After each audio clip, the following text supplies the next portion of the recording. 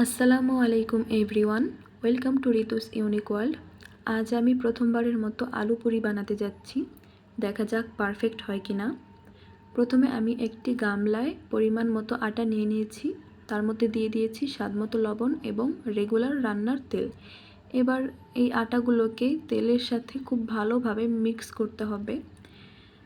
আমি আটাগুলোকে তেলের সাথে খুব ভালোভাবে মিক্স করে নিয়েছি। এবার এর মধ্যে অল্প অল্প করে ঠান্ডা পানি অ্যাড করে এগুলোকে খুব ভালোভাবে মেখে একটা ডো তৈরি করব।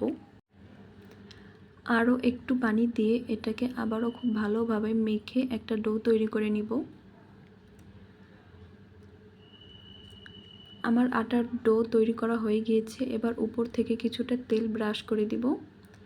এবার ঢেকে রেস্টে রেখে দিব অনেকক্ষণের জন্য। এখানে আমি একটা আলু নিয়ে নিয়েছি মিডিয়াম সাইজের, আর একটা শুকনো মরিচ ভেজে নিয়েছি। এবার অল্প পরিমাণে লবণ দিয়ে এগুলোকে মাখিয়ে নিব। লবণের পরিমাণটা পরিমাণের থেকে একটু কম দিতে হবে, কারণ আটার মধ্যে আমি যথেষ্ট লবণ দিয়ে দিয়েছি। এবার অল্প একটু সরিষার তেল দিয়ে মাখিয়ে নিয়েছি। আটার ডোটাকে আমি 2 ঘন্টার মতো রেস্টে রেখেছি।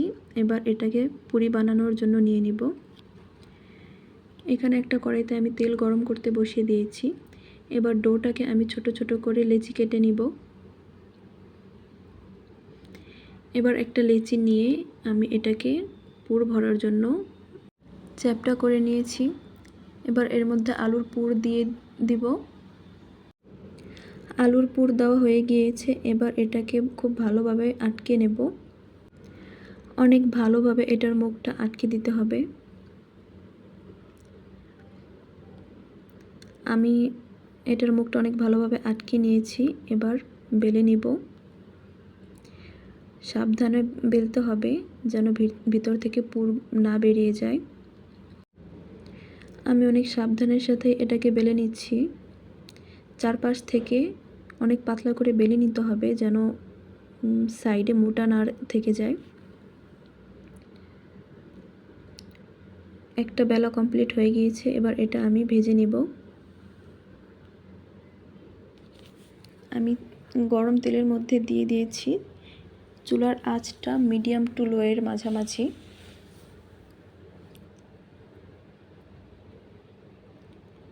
এক পিঠ ভাজা হয়ে গিয়েছে। এবার এটাকে উল্টে দিয়ে অন্য পিঠ ভেজে নিব।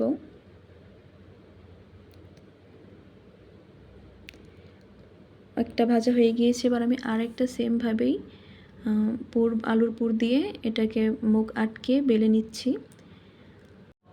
সেমভাবেই সবগুলো বেলে ভেজে নিব। এটা অনেকটা ফুলে গেছে, দেখতেই পাচ্ছেন।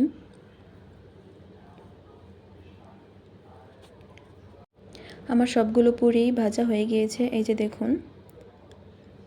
ভিডিওটি ভালো লাগলে একটি লাইক দেবেন। দেখা হচ্ছে নেক্সট কোনো ভিডিওতে।